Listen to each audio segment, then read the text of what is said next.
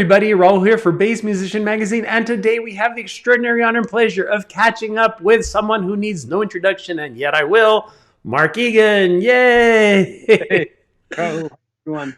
Nice to be here. Thank you. Oh, my pleasure, Mark. It's so good to have another chance to get caught up.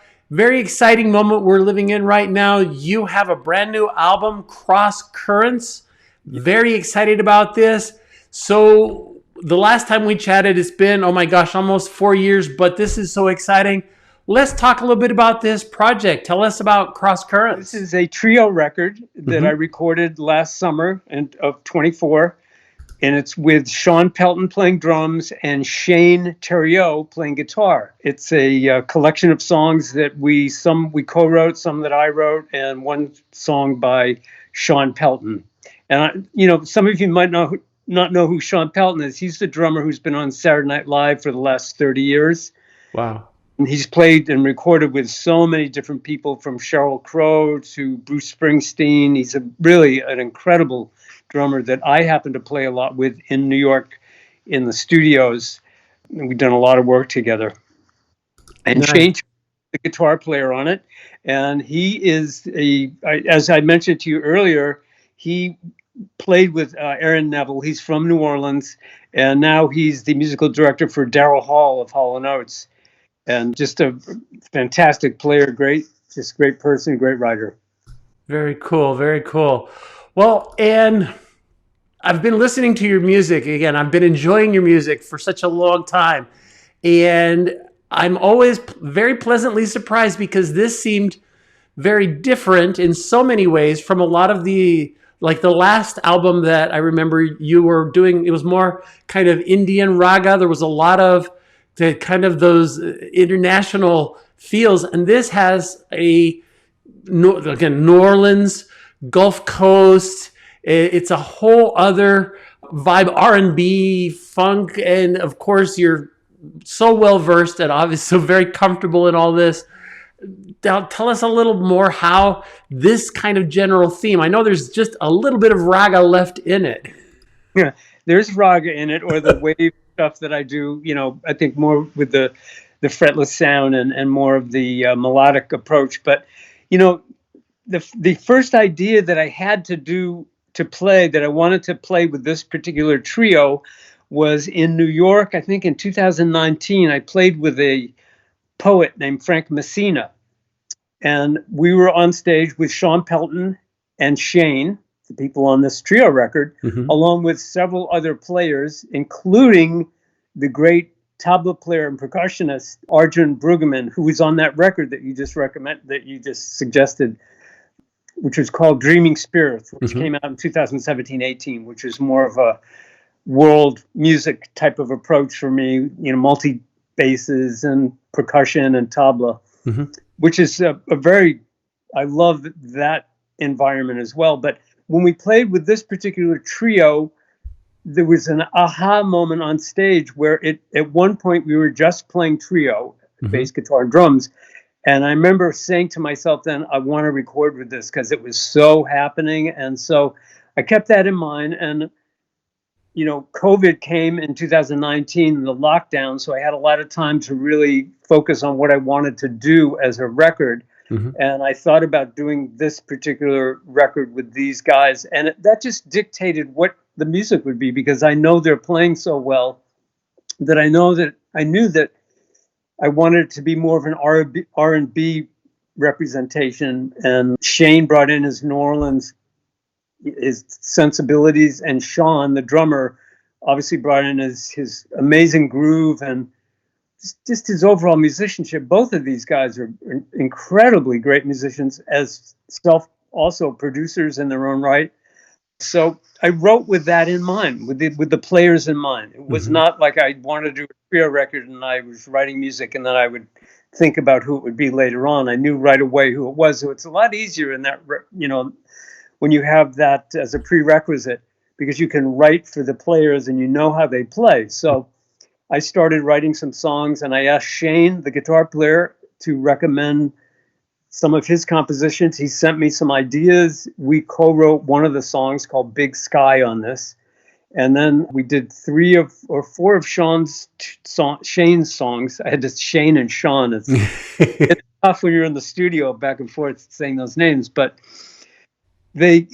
he contributed really some great funky music that I could definitely relate to. And Sean Pelton also contributed a song that actually fit into a New Orleans type of vibe, even though we weren't going for a New Orleans type of record. It was more just rhythm and blues, just music that we wanted to do. And I started listening to a lot of Shane's records to get inspired writing wise. So I wrote things sort of in the flavor of things that I thought that he would shine on.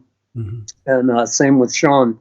So, that's how it came about. And it was a long phase. It was about a year and a half of composing and going back and forth with Sean and Shane about ideas, and finally culminating in recording it at the Power Station New England, which is a recording studio. It's a replica of the famous studio Power Station in New York City. Okay. And it's right near where I live in Connecticut. So we did the record there, recorded it in 3 days. And that's how it came about. And that's why it's such a different shift from other records that I've done. Because in the past, as you know, or maybe some listeners know of my records, I feel like I'm obscure, but I know that people do listen to the music. But a lot of it is more ECM music, which is more ethereal, more open, ambient type of music. Mm-hmm. And this one is more driving R&B, really hitting it hard. And myself, as a multi-directional player, I'm a baby boomer. So I grew up playing a lot of different styles of music. So this is another side of me, this record, which is more in the R&B, rhythm and blues, rock vein. But as you mentioned, or as I mentioned, I additionally did use fretless bass, and there are some very floaty sections where I could play melodically, and especially a song like the last song, it's called Eastern Blue, which is more like a raga, mm-hmm. really. And that was the first song that I wrote for this. So, that's not as R&B as you would think. It's more like Daniel Lanois type of a feel to it, but the groove was that way. So that's sort of an overview of what you asked about. This is a very different record, and it is, but I feel like completely at home with it, and I wasn't trying to do something different because I've played all these grooves and I've done so much recording and studio work with so many different artists over the years. So it's really a thread of my playing I feel that I was glad to be able to get it out. With the musicians, it's amazing. Again, there was all of this preparation. It all kind of came together in the studio in 3 days, but it's extraordinarily tight. You can certainly see the high caliber of both Shane and Sean and yourself, because as with a trio, I always think of a stool. It has the 3 legs and it has to be very stable. And if there's one that's just not quite as strong as the others, the whole thing kind of wibbles and wobbles. But there's room where we can appreciate all the musicianship on drums, the guitar licks.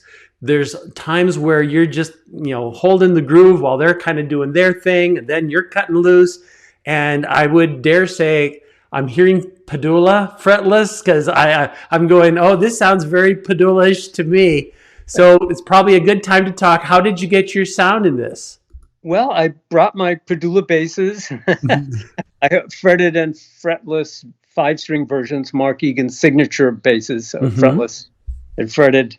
MVP5 is what they're called. And the sound, I pretty much went direct through a Neve board, and the effects, if I used any effects, were an Earthworks combination digital delay with reverb for the melodic things. Otherwise, for the most part, I was pretty much going a direct sound, which I'm more comfortable with. I used to always play in stereo with the TC Electronics, their original little black box, stomp box, which I do play on this. And a lot of the melodies I played, so the chain went from my bass into the Earthworks digital delay reverb, and then I put that mono into a stereo TC chorus. and then pan that left and right, or depending how we were mixing, it would be maybe 11 and 2 or so, or 11 and 1, or not always to the, far right and far left. So that's how I got my bass sound. And that was for mostly the melodies that I played on top of the grooves, but the groove bass that we put down, and I can tell you sort of the way that this record was put together, but it was my main bass was just direct into a radial JDI direct box, and then that went into the console, to the Neve console. Okay. Really no compression, maybe just a little bit of compression just to hold the sound in there from dynamics, not playing too hard. But the way that this all came together, we were working on the songs, we were back and forth with the production of this. I put the arrangements together for the most part. Shane had arranged Pontchartrain and Sunflower. Those were pretty much his arrangements, but we then co-arranged some other things, and I arranged my songs. And so this was, months in advance. We were going back and forth and doing that. And then I put together some demos, as well as Shane put together some demos. And Sean contributed a song called Nonk Rodell.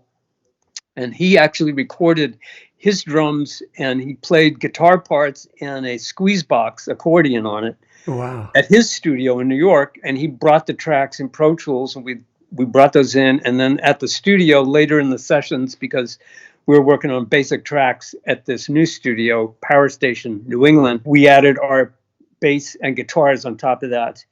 But as I said, I did demos, and I put all the charts into Sibelius. I had the actual form of how we were going to record it. All the sections, it was the arrangements. And I sent that to everyone about 2 or 3 weeks before the date, before the recording. We had one day to record at my studio here in Stonington. So we rehearsed everything then, but Sean and Shane really did their homework. And the reason that we could pull this off in 3 days of recording with the type of production that it is, where there's a lot of overdubs, a lot of multi-track guitars and basses in this. And so they really did their homework. So Sean knew all the drum parts he was going to have. He wrote his drum parts on the charts that I gave him. And so when he came to the rehearsal, I knew what he was playing on the A section, the B section, as far as kick and snare. And even though I might have a suggested bass line that I wrote for it or that he had, I knew what he was doing, and I worked around what his patterns were. So, he came very, very together with it. And Shane did the same thing with the guitar. He knew all the melodies that I asked him, I want you to play the melody at B here, and then double that, and then put, a guitar pad, which is, with a volume swell pedal underneath to give sort of an ambient feel to it. And then he added maybe 2 or 3 background rhythm guitar parts. So they came very well prepared. And like I said, the only way we could really pull off a record like this that was more produced than just a trio going into the studio, because this is more than just a trio playing live. We did that for the basic tracks, and that was the thing I thought that made it alive and feel like a trio. But then we superimposed all these extra overdubs on top of it, which I felt that the songs could definitely take, and there was enough room for the parts, and that it wouldn't get in the way of overproducing it, but just enough to give it enough extra orchestration, I want to say. Nice. So that it didn't get in the way of the soloing or anything. Because one of the components of producing and arranging for me that I'm very sensitive to and aware of is, from playing a lot of jazz and open improvisational music, is leaving room for improvisation so that the artist can really express themselves through their instrument. And to some people that might sound, well, yeah, that's what you're supposed to do. But a lot of times in the studio, you get preoccupied with things, with production and all the different parts. But